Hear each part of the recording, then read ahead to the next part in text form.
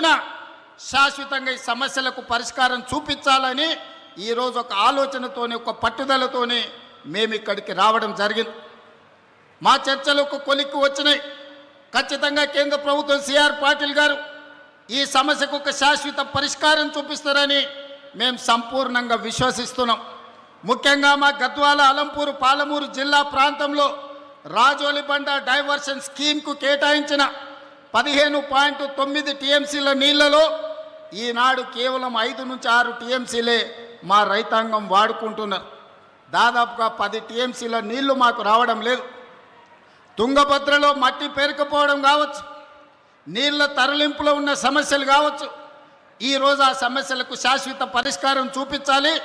గద్వాల, అలంపూరు ప్రాంతంలో ఉన్న ఆర్డీఎస్ లక్షలాది మంది రైతులకు మేలు జరగాలి అని ఈనాడు ఈ సమావేశంలో సిఆర్ పాటిల్ గారి దృష్టికి, చంద్రబాబు నాయుడు గారి దృష్టికి తీసుకెళ్లడం జరిగింది. పెద్దలు డీకే శివకుమార్ గారి సూచన మేరకు మేమందరం ఈ సమస్య పరిష్కారం కోసం ఒక అడుగు ముందుకు వేసి కలిసికట్టుగా పని చెయ్యాలి అని ఈరోజు ఒక నిర్ణయం తీసుకున్నాం.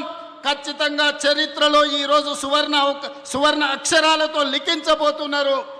నేను మొదటి నుంచి నీకు పంచాయతీ కావాలన్నా, సమస్య పరిష్కారం కావాలన్నా అంటే సమస్యలకు పరిష్కారమే కావాలి, శాశ్వతంగా రైతాంగ ఆకాంక్షలు నెరవేరాలి అని ఈరోజు తెలంగాణ రాష్ట్ర ప్రభుత్వం నిర్ణయం తీసుకున్నది.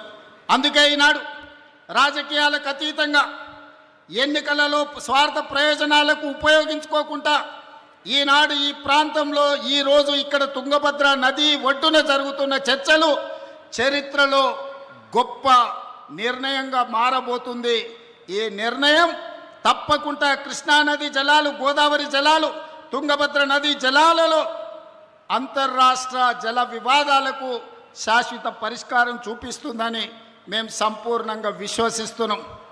ఆనాడు రాజులు రాజ్యాల కోసం కత్తులతో కుత్తుకలు తెంపుకుంటున్న సందర్భంలో ఈ ప్రాంత రైతాంగం కోసం మైసూరు మహారాజు, హైదరాబాదు నిజాం ప్రభువు కలిసి ఈ తుంగభద్ర డ్యాంను నిర్మించారు.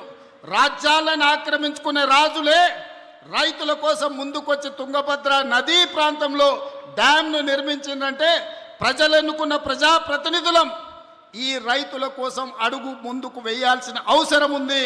ఇది బాధ్యతగా మేము భావించి ఈ బాధ్యతను నెరవేర్చాలి అని పెద్దలు చంద్రబాబు నాయుడు గారు, డీకే శివకుమార్ గారు, తెలంగాణ రాష్ట్ర ముఖ్యమంత్రిగా నేను సిఆర్ పాటిల్ గారికి మా సమస్యలన్నీ విన్నవించడం. తప్పకుండా